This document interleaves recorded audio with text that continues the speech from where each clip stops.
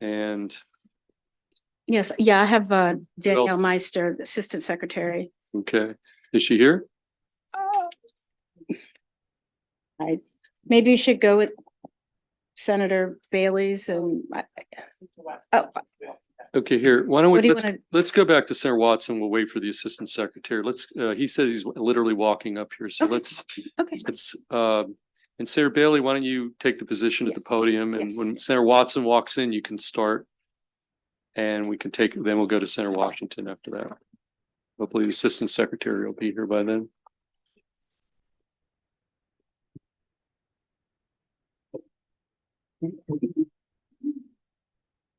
Hey, Senator Bailey, well, you can start. Why don't you go ahead and present the bill? Senate Bill 1178. Thank you, Mr. Chairman and members of the committee. Senator Jack Bailey here today, representing St. Mary's in Calvert County, District 29. Senate Bill 1178 would ensure that all Maryland veterans who served our nation in combat in Afghanistan or Iraq are eligible for the Douglas J.J. Peters Veterans of the Afghanistan and Iraq Conflict Scholarships, regardless of when they served. Last month, a resident of my district contacted my office to request assistance on an issue that they were experiencing with the Maryland Higher Education Commission. The constituent was a veteran of Operation Iraqi Freedom and Operation Enduring Freedom. He had inquired with MHEC about the eligibility requirements of this scholarship and was informed that the open-ended language that this bill repeals was being interpreted as prohibiting scholarships from being issued for service after May 1st, 2003. This was the date that then President George W. Bush declared that major combat operations in Iraq have ended. Of course, as we all know, American forces continued fighting in these conflicts long after that date. Upon learning of this interpretation, my office inquired with MHEC about this matter. During these conversations, we were told that changing this would require a statutory revision. This bill represents the most straightforward way of resolving the issue by repealing the terminal date language that has been causing this confusion and, in my opinion, misinterpretation of this law in a manner inconsistent with its intent. Service in these conflicts should count regardless of when their course it occurred. Senate Bill 1178 is an emergency legislation that clarifies that veterans who served in these wars are eligible for this scholarship regardless of the date of their service by removing the vague language that is open to such misinterpretation. It is important to note that this bill makes no other changes to the scholarship's other eligibility requirement. For example, currently a veteran must have served in one of these conflicts for at least 60 days, and no awards are permitted after June 30th, 2030. By passing this emergency legislation, for my constituent and others can benefit from this program as intended in the upcoming year. I respectfully request a favorable report on Senate Bill 1178. Thank you for your consideration. I'd also thank each and every member of the Senate who was a co-sponsor of this bill. Okay, thank you. Any questions for Senator Bailey? Okay, yes, Senator Lewis Young. Can we vote this out now? Well, any questions before we possibly take the matter up? Okay, any questions? Seeing none. Senator Watson, do you have a motion favorable? I move favorable on Senate Bill 1178, and I ask this committee to take an immediate vote. Okay, we have a second from Senator Carrozza. Okay, any discussion before we take a vote? All in favor of this bill is clean, no amendments. Senate Bill 1178. All in favor, raise your hand. All opposed, that bill carries unanimously. Thank you, Senator Bailey, for bringing this bill to us. Okay, with that, we're going to go to Senate Bill 1107, Senator Washington. And as Assistant Secretary there, okay, it worked out. Danielle Meister. And we have we have a virtual witness and we have a few other witnesses. But why don't we start with you and the Assistant Secretary again on Senate Bill 1107. Thank you, Mr. Chair. For the record, Senator Mary Washington asking for your favorable report on this bill to establish a licensing program for homeless shelters, people who are experiencing homelessness. The first thing you should know is that it's being amended to be a study. That's how it's been amended in the House, and I'd like to concur with that. But I still want to just tell you briefly about why we need to license. And then if you have any questions, the Assistant Secretary is certainly here to discuss it with you. Currently, there's no state entity charged with the licensure or the regulation of homeless shelters. Certain state and federal funding recipients adhere to federal regulations regarding the shelter's operations, street outreach, rapid rehousing, and homeless prevention. Also, some professions have reached out about requirements for the social workers that work there or for doctors, et cetera. So we just don't have any type of way to have quality control or standards for shelters that do not receive federal funding from a state or federal source.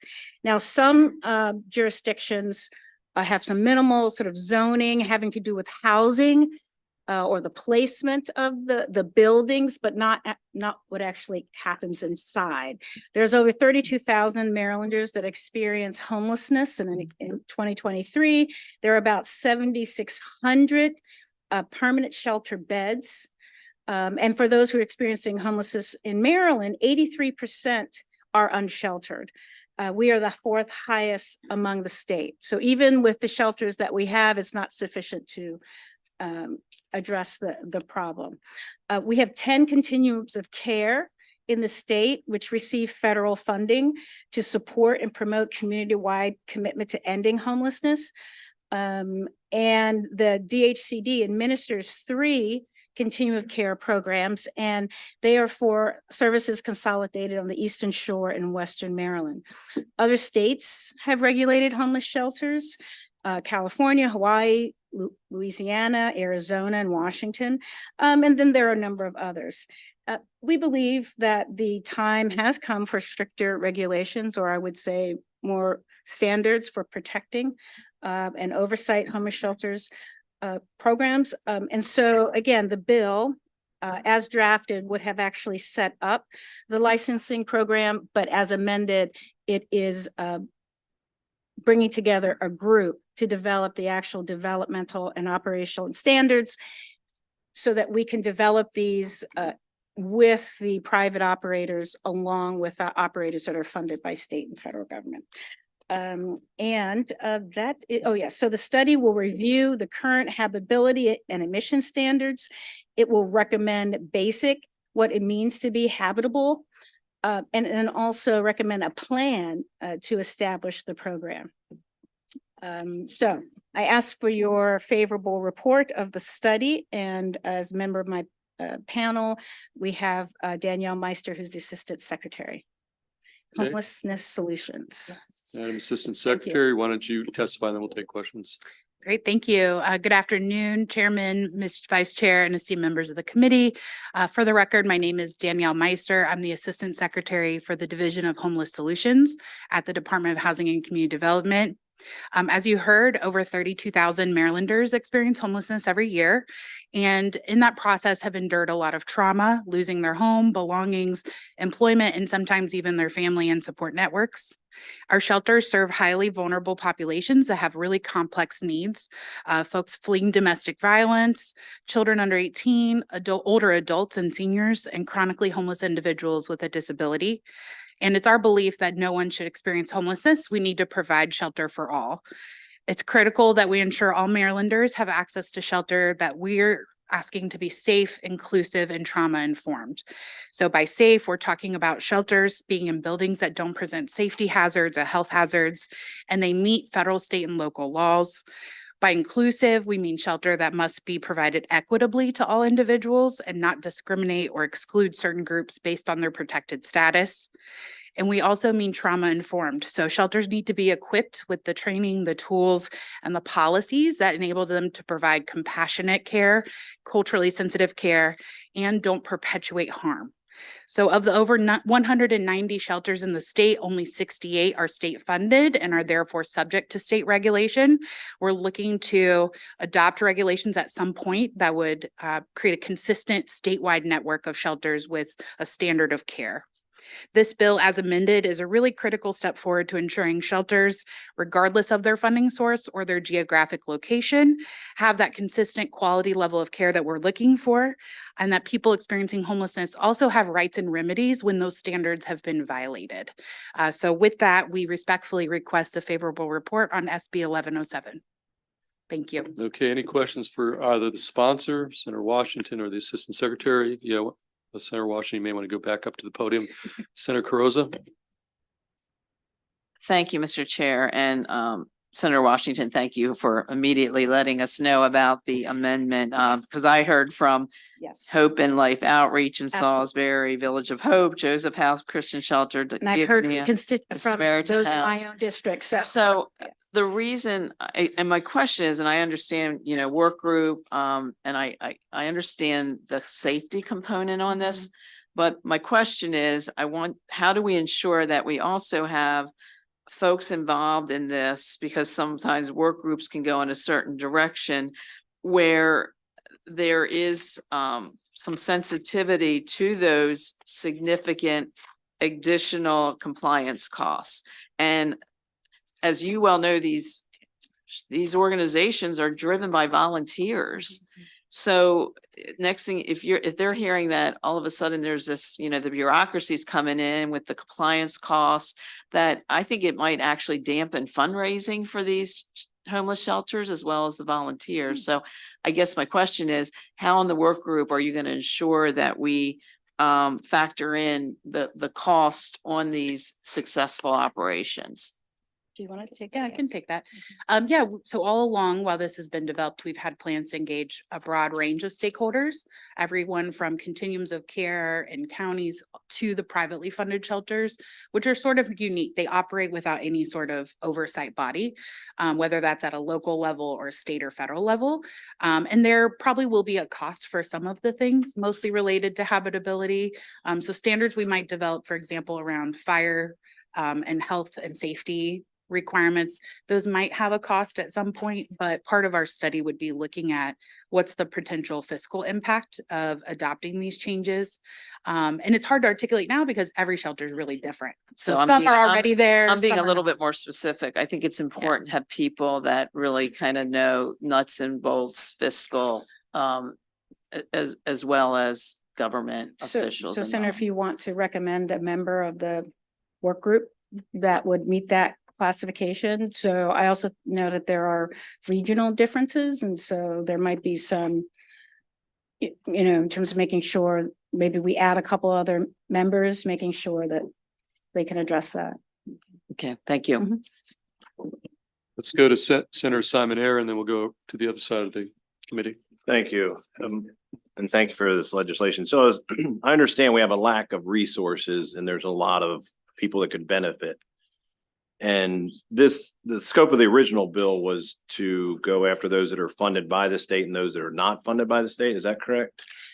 Well, I think you've seen a theme of, as a state, setting standards for certain services or operations or institutions. And I was the chair of the Joint Committee on Ending Homelessness, and I've just been involved in this work for a number of years. And so one of the challenges, which also makes people not want to go to shelters, is that some aren't safe, some don't provide basic habitation. And so we believe now's the time to investigate that and check that out and ensure that there are some basic qualifications, because even the ones that do get state and federal money, we don't have a program to evaluate their fitness. Okay, and I certainly agree with that. I'm just concerned about the religious side of it, in the sense that we just had a bill on the floor today, Freedom to Read Act, which also specifically put in there against religious disapproval. And I see some unfavorable notes in the committee folder that they're concerned that based on their religious beliefs, which may not line up with certain worldviews, they may actually have to shut down if this was imposed on them. So as this work group goes about, Right. I would keep an open mind with that. We certainly don't impose that on churches or synagogues and that they have to do certain things, not from a safety standpoint, but they have to change their world or their beliefs to serve people. And I'd be very concerned if we went down that path. Thank you. Thank you. Okay, let's go to Senator Watson and Senator Lucio. Along those same lines, looking at the religious organizations, and Senator Simon made my point. So the other point is, would this require now women's shelters to open themselves up to men? Well, so the bill's not requiring anything, so that this bill, this is a study now, remember, so the study is exploring all of those issues. So the issues of where transgender women are placed, that certainly could be something that is a topic that comes up in the hearing, but there's nothing here that is addressing that. All right, thank you. Okay, Senator Lucio. Thank you, Mr. Chair. I know local government is very concerned about the possible ramifications of people being put on the street, because while repairs are being made, obviously they would have to vacate.